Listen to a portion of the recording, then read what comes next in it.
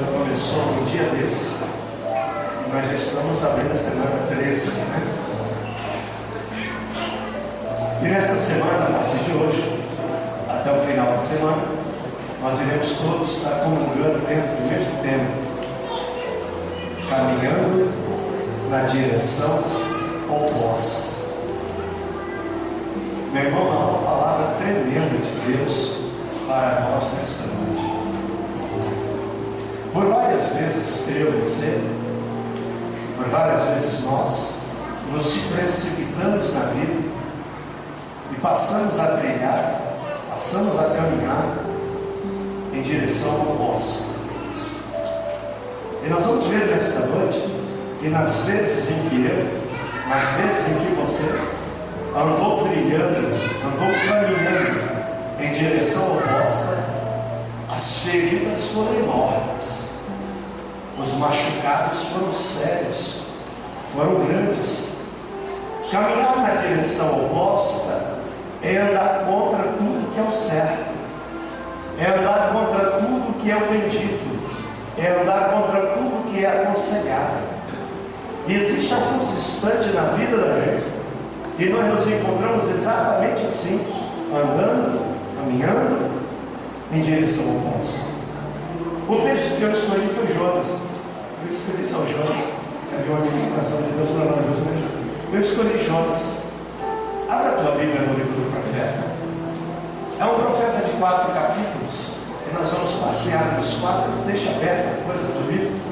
Mas veja o capítulo de número 1, do versículo 1 até o versículo de número 3. Jonas, o capítulo 1, do versículo 1 ao versículo 3.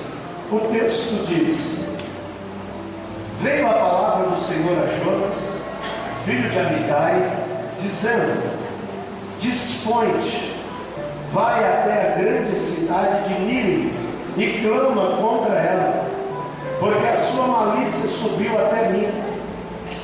Jonas se dispôs, mas para fugir da presença do Senhor, foi para Tarsis, e tendo descido a Jope, achou um navio que ia para Tarsis, pagou, pois, a sua passagem e embarcou nele, para ir com eles para Tarsis, para longe da presença do Senhor. Amém. Nós vamos passear um pouquinho nos 4 capítulos do profeta. Veja, queridos, que nós de repente encontramos o profeta Jonas. Jonas recebe de Deus uma ministração poderosa, uma ministração direta a ele. E aqueles homens não tinham dúvida quando era Deus e quando não era Deus que tratava com eles.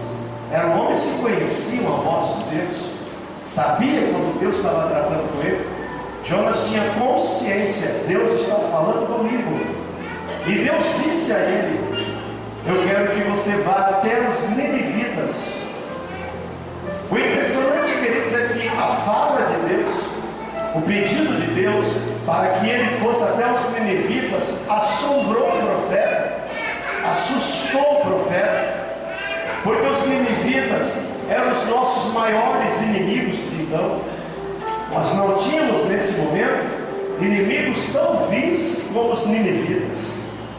Os ninivitas pegavam os profetas que lá iam e tiravam a vida. Vários profetas, amigos dos profetas Jonas, morreram lá na mão dos ninivitas. Alguns morreram pendurados na praça pública, tiraram o couro deles com eles vivos. E de repente a fala de Deus para o Jonas é: Jonas, eu quero que você vá até eles, que você diga a eles que se eles não se arrependerem dos seus maus caminhos, de hoje a 40 dias eu vou destruir a todos. Quando Jonas ouviu isso, irmãos, Jonas pôs seu coração de momento. Começou ali o desejo de caminhar na direção oposta. Deus está me mandando para os ninivitas. Deus me disse que se eles não me ouvirem, de hoje a 40 dias Deus vai destruir a eles. Então eu não vou lá, eu não vou falar. E de hoje a 40 dias Deus vai destruir a vida deles. Isso foi o que desceu ao coração de Jonas. A Bíblia diz, querido, que Jonas vai partir daí agora.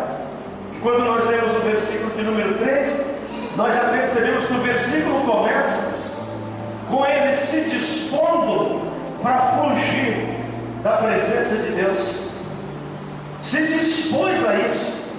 Na nossa caminhada da vida, a maioria de nós nos dispomos para caminhar na direção oposta.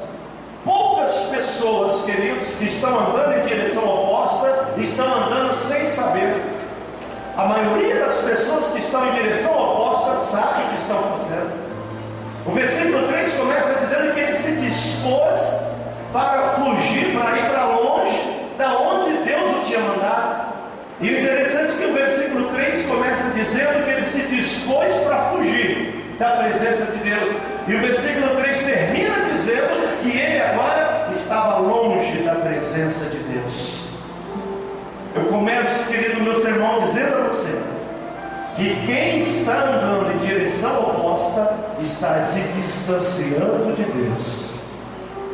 Quem está caminhando na direção oposta está se distanciando de Deus. Poderá chegar um instante de estar agora longe da presença de Deus. O versículo 4 diz para nós que quando nós estamos caminhando na direção oposta, pode vir sobre nós uma grande tempestade. Querido, guarda o teu lugar, a tua posição que Deus tem te dado. Guarda isso diante de Deus. Para que fugir, querido? Para que se distanciar de Deus? Você entende hoje que sem Deus nós nada somos. Sem Deus nós não iremos para lugar algum. Sem Deus você não pode nada. Se somos alguma coisa, ou se fazemos alguma coisa, só fazemos isso por causa da misericórdia imensa dele sobre as nossas vidas. Não dá para viver sem Deus. Não dá para viver longe de Deus. Não dá para cogitar uma vida sem Deus, uma vida longe de Deus, uma vida desapercebida de Deus. Não dá para querer viver isso. Quando nós começamos a nos distanciar de Deus, o versículo 4 diz que de repente uma tempestade vem, e uma tempestade entra no mar.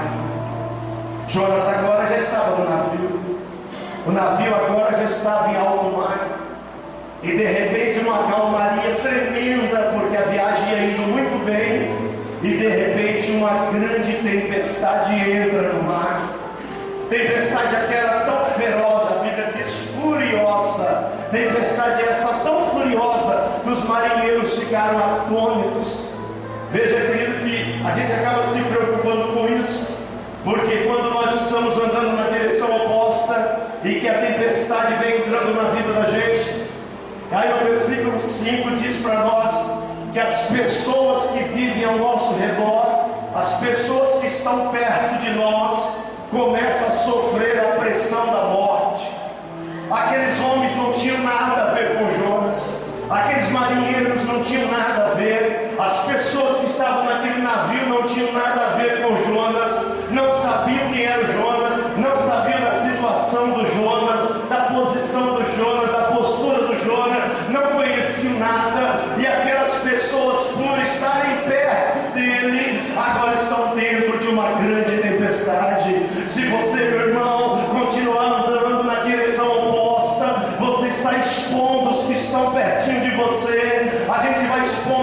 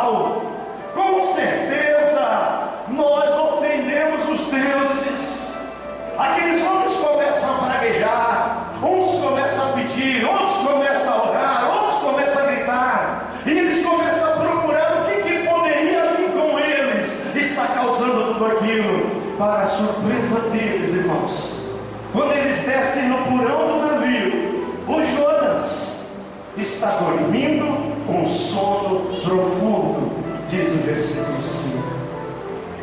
Nós, andando na direção oposta, colocando as pessoas que estão conosco em situações horríveis. As pessoas passam a viver situação horrível na vida e nós dormindo com sono profundo. Isso me preocupou muito, irmãos. Me preocupou muito quando eu olhei o Jonas e vi o Jonas dormindo com sono profundo. O navio ainda pique, irmãos, presta a partisse pelo meio e o Jonas dormindo um sono profundo. Por que dormindo um sono profundo no meio de uma tempestade? Porque estava longe de Deus, se distanciando de Deus.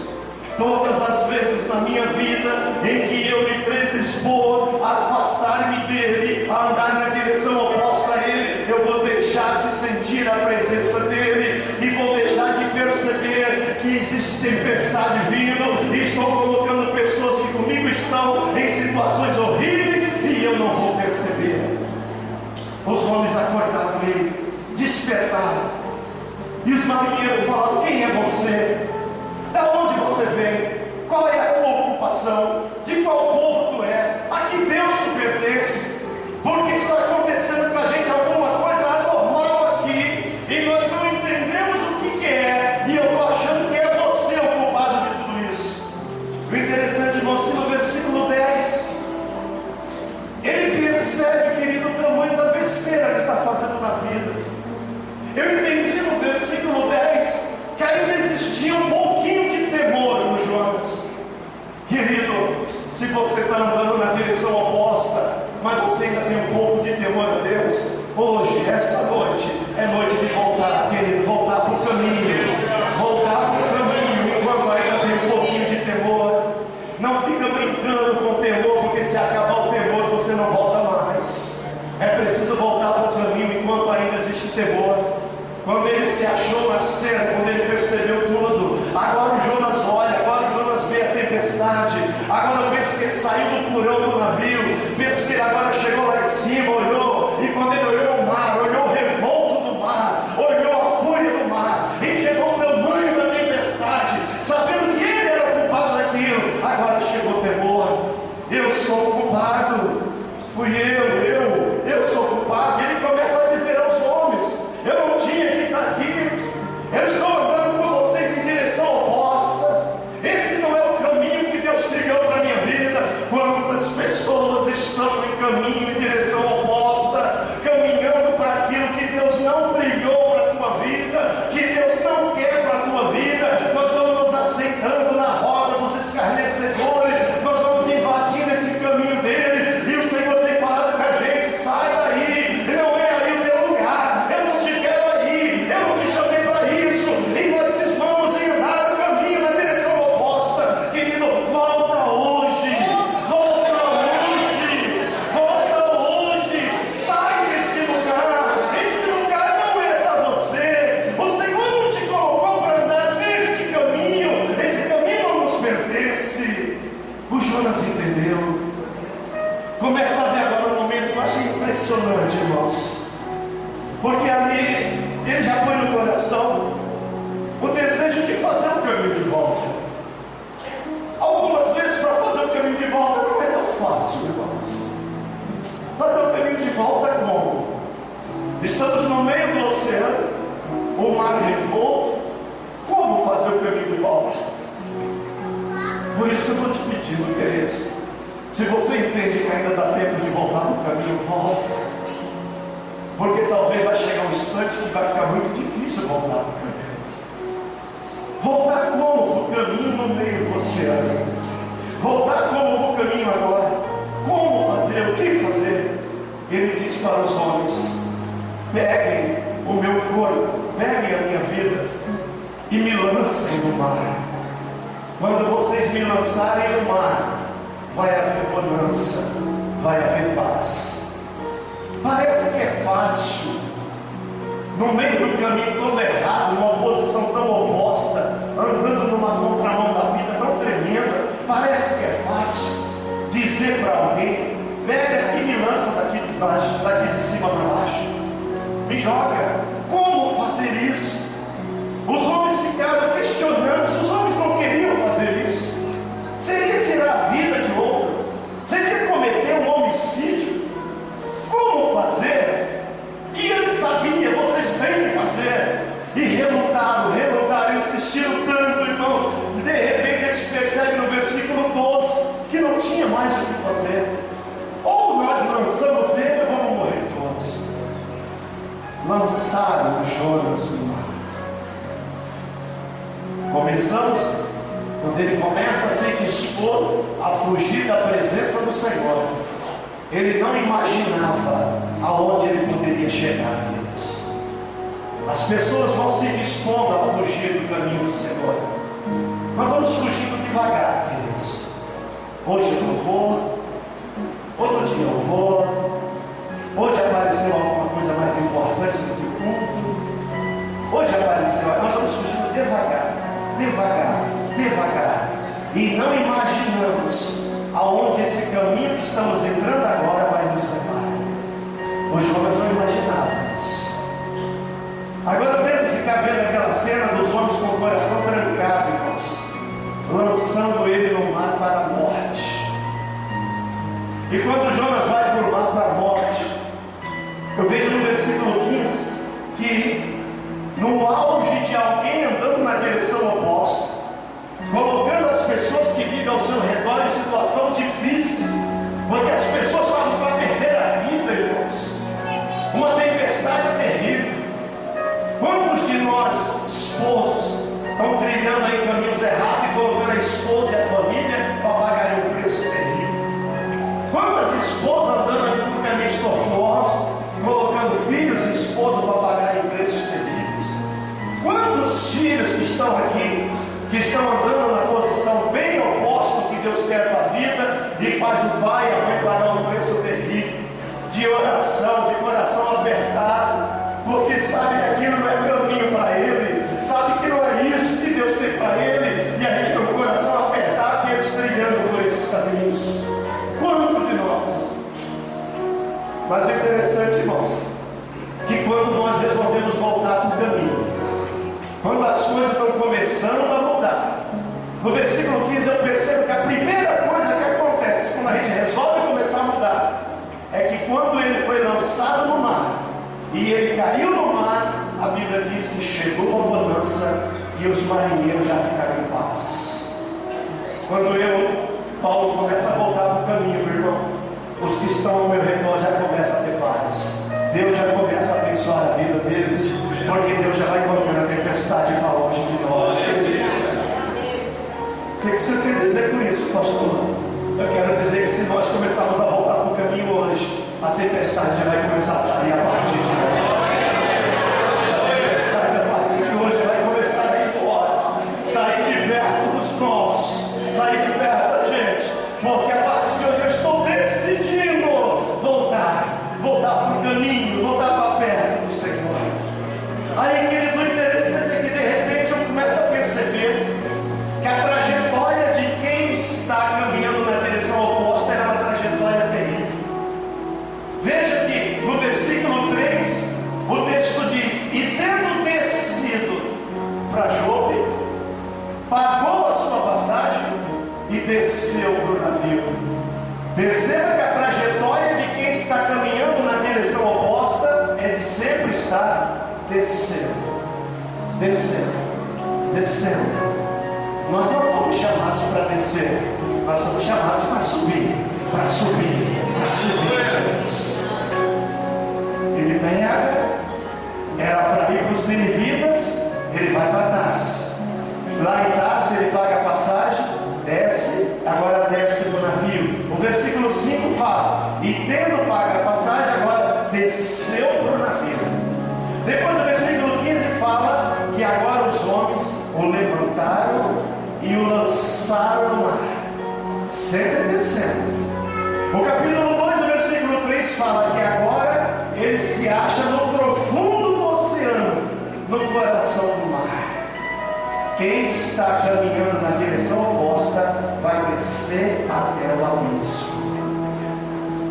Você não vai querer deixar isso acontecer contigo, querido. Deus nos chamou aqui hoje, porque ainda há esperança para nós. Pastor, o senhor não sabe como é que eu estou. Eu já estou no abismo. Não tem nada não.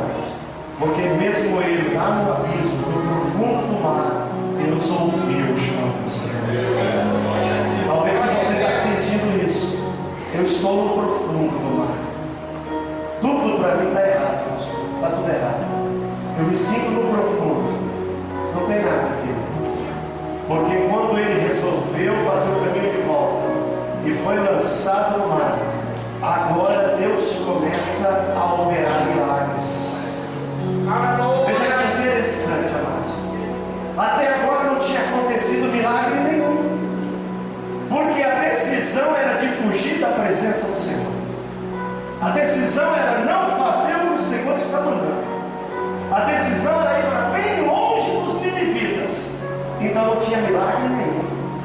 Quando Jonas decidiu, agora se dispõe a começar o caminho de volta, já começam os milagres. A Bíblia diz que o corpo dele afundou no oceano. E enquanto o corpo está afundando no oceano, Deus está trabalhando em favor dos Jonas. Enquanto nós estamos aí nesse abismo da vida, e agora decidido a começar a voltar, Deus está começando a trabalhar em nosso favor. Deus opera um milagre grande dos Jonas. Tão grande, tão gigante, que Deus manda um peixe. Um peixe gigante, enorme. Esse peixe, quando ele está afundando, deve ser uma sensação horrível, a morte de alguém que morre afogado. E ele está afogando, e eu penso que pensando na morte, chegando à morte, está gritando, falando alguma coisa com Deus, pensando em Deus, de repente, aquele peixe enorme, gigante, aquele milagre gigante, que aquilo foi um milagre de Deus. Os estudiosos dizem que nunca pode ter acontecido aquilo. Não existe um peixe que tenha uma garganta suficiente para que passe um homem pela garganta e o homem esteja vivo.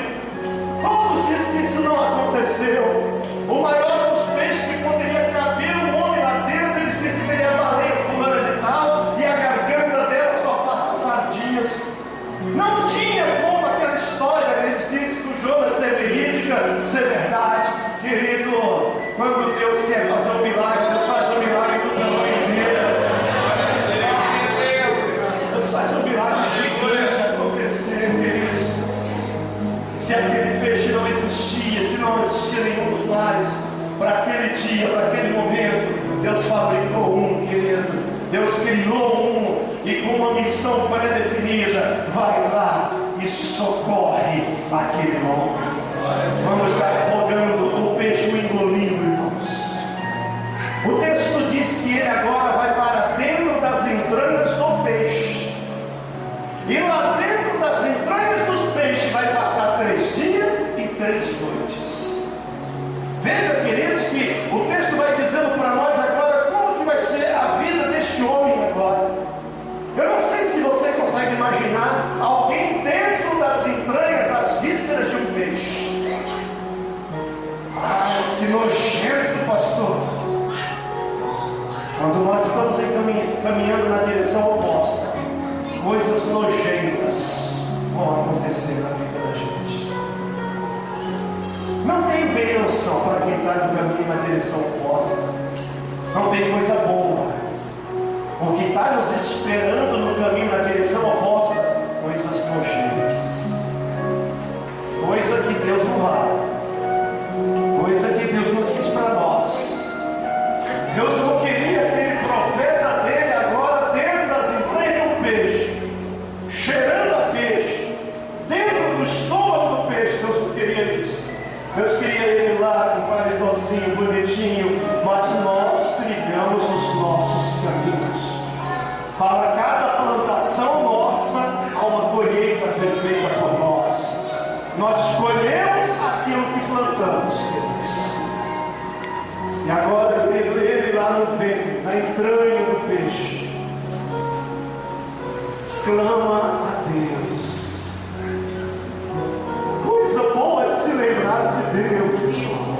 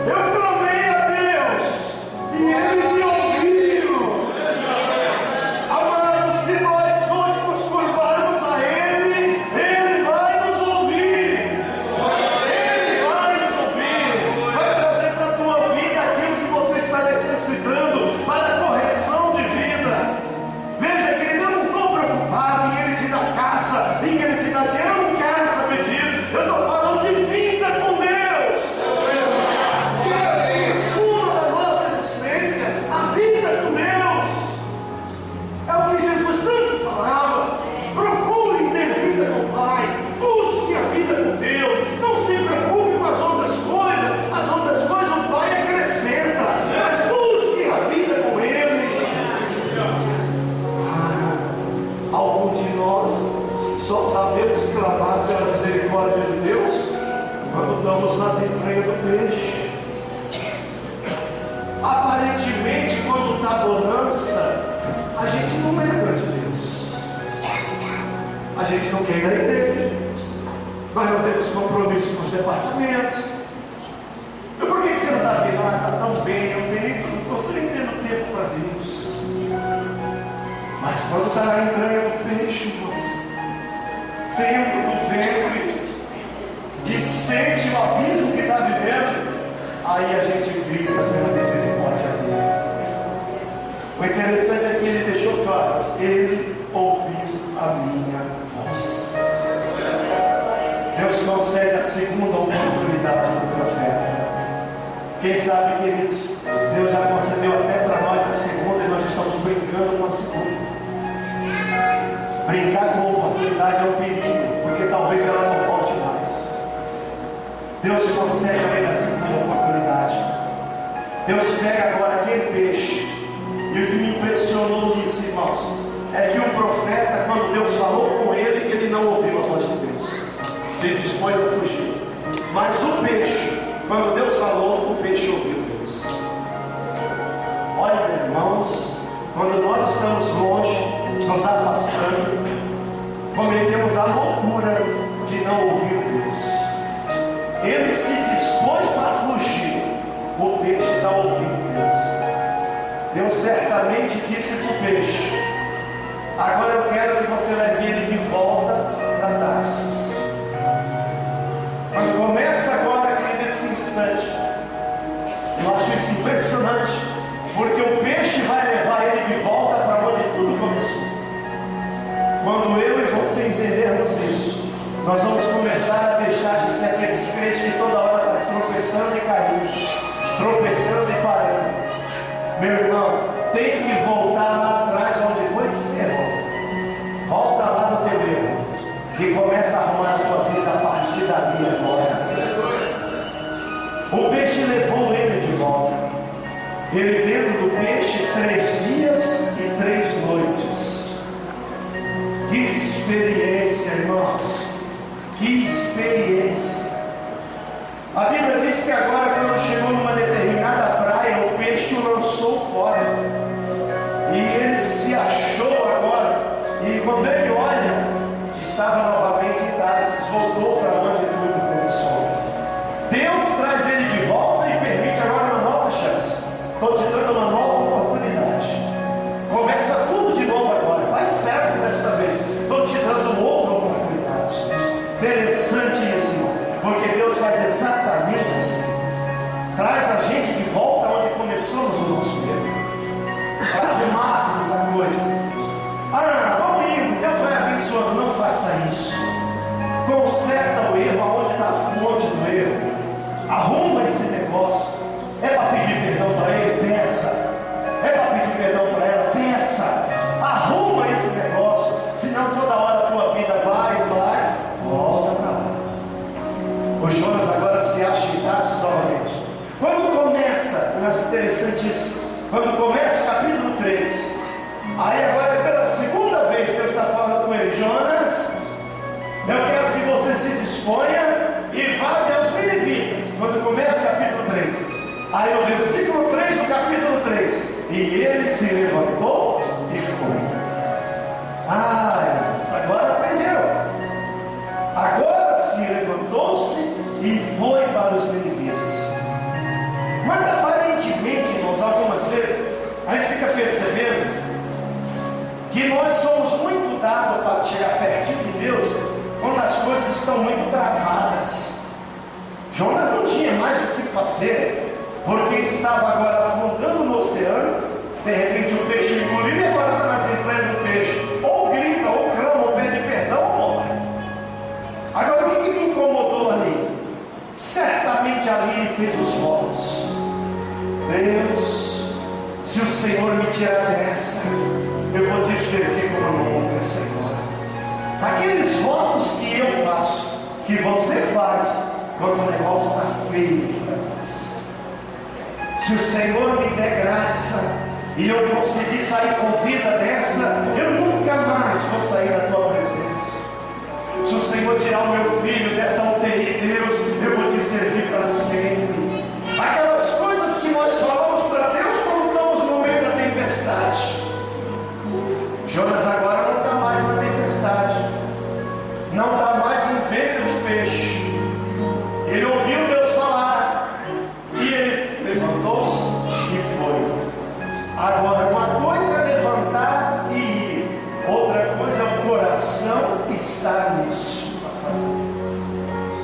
Capítulo 3, querido, vai dizer para nós um momento impressionante, porque ele vai até os ninivitas.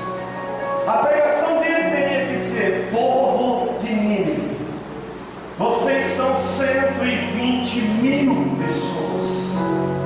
O meu Deus me mandou aqui, eu sou profeta dele, para dizer a vocês que a iniquidade de vocês, os vossos pecados, chegaram às narinas dele, e ele está decidido, de hoje a 40 dias, se vocês não se arrependerem dos seus maus caminhos e se converter, ele está decidido a destruir a vossa cidade. Ele teria que pregar esta palavra com uma compaixão tremenda, com um amor enorme. Nínive era uma cidade em que você gastava 3 dias, diz o capítulo 3. 3 dias para percorrer toda a cidade. Quem tinha que andar por todas as ruas, por todo 3 dias andando. O texto diz para nós, eu acho isso impressionante, queridos. O texto diz, no capítulo 3, versículo 3 e 4, Jonas fez tudo aquilo em um dia. Ele saiu assim, correndo pela rua. Arrependam-se, não deu nada de vocês, arrependam. E foi correndo. E quando acabou a cidade, pronto, Deus, já falei tudo para eles. O coração longe da missão. O maior problema nosso é quando o nosso coração está longe da missão. E a maioria de nós temos o coração longe da missão. Uns estão fazendo por causa do status, outros estão fazendo até por causa da obrigação, poucos estão fazendo porque o coração está na missão. Jonas percorreu a cidade, meus irmãos, sem compaixão nenhuma. Quem está andando no caminho na direção oposta não tem compaixão por ninguém, ao ponto de deixar até os que estão ao seu redor sofrer. Família, amigos, irmãos. E ele dormia um sono profundo. De repente a gente vai para o capítulo 4. Quando o querido, de repente, chega ao capítulo 4, ele está num descontentamento terrível. E qual era o descontentamento do Jonas? Mesmo pregando sem querer pregar, mesmo jogando de qualquer jeito, eu penso que bem baixinho para ninguém ouvir, mesmo fazendo assim, ele percebe que a cidade começou a questionar a palavra, começou a falar, um falando do outro, um falando do outro, um falando do outro. A palavra chegou lá dentro do palácio, o rei ouviu a palavra, o rei desce do trono, o rei tira a roupa de rei, o rei se veste de sacos, o rei passa um pregão na cidade, todo mundo se vista de sacos, todo mundo um grande jejum, não leva os animais para comer, ninguém vai comer, jejum para os animais, jejum para as crianças, jejum para os nobres, jejum para todos, toda a realeza, jejum para todos, vamos nos curvar diante do Deus Altíssimo. Jonas não queria isso. Quando começa o capítulo 4, ele está brigando com Deus. Quando ele começa a ouvir o murmúrio do povo, ele começa a perceber que aquela palavra que ele lançou sem querer lançar está saindo com um sutil efeito imenso. Ele começa a subir, sai da cidade, sobe um montinho mais alto, fica fora da cidade. Eu sabia que o Senhor ia fazer isso. Foi por isso que eu fugi da tua presença, porque eu sei que o Senhor é misericordioso, e eu sabia que o Senhor ia querer perdoar eles. E agora eu quero que o Senhor tire a minha vida. Veja, irmãos, o cidadão que quando estava dentro do peixe fez os votos diante de Deus, gritou, clamou pela misericórdia. Agora eu quero que o Senhor tire a minha vida. Eu prefiro morrer do que ver esse povo ninivita sendo abençoados pelo Senhor. Irmãos, diz a Bíblia, querido, que de repente ele sai da cidade no versículo 5, fica lá em cima, ele quer assistir o que vai acontecer. Deus, de uma misericórdia tão enorme, tão tremenda, um sol, e ele lá no sol, lá em cima, olhando para baixo, olhando a cidade. Deus permite que uma planta nasce uma plantinha, e a plantinha sobe, e a plantinha faz um toldo sobre a cabeça dele, uma proteção, e ele ficou numa posição tão boa, irmãos, lá em cima, para assistir cair fogo do céu e queimar os ninivitas, numa posição tão assim favorável, numa poltrona tão favorável. A única coisa que estava me apertando era o sol. Agora nasceu uma planta, a planta fez uma sombra sobre ele tremenda. Aí a Bíblia diz que começou a bater um ventinho, e aquele ventinho fresco, uma sombra, e ele prestes a assistir Deus mandar o fogo com enxofre e consumir a todos. E ele está esperando, e não acontece nada. Deus não manda fogo. Quando amanhece o dia, ele olha e vê um vermezinho lá. Aquele vermezinho começou a andar nas folhinhas da árvorezinha, e de repente aquele vermezinho mordeu a plantinha, e a plantinha murchou. A árvore murchou. Veja que de repente, quando nós estamos no caminho, na direção oposta, existe uma inversão de valores dentro de nós. Andar na direção oposta é constantemente estar dentro dessa situação, trocando os valores. Ele começa a brigar com Deus. Deus, como que o Senhor permite isso? Uma planta linda, servindo para mim de sombra. O Senhor permite que um bicho, um verme desse, morda a plantinha, e agora a planta morreu. E ele está brigando com Deus porque Deus deixou a plantinha morrer. E Deus vem a ele: eu não te entendo, meu filho. Eu tenho lá embaixo, naquela cidade, 120.000 homens que não sabem discernir a mão direita da mão esquerda. Eu te mandei pregar a eles, tu não quis. Aí agora tu sobe para cá para assistir e eu destruir eles. E a minha misericórdia foi tão grande que eles todos se arrependeram, se converteram.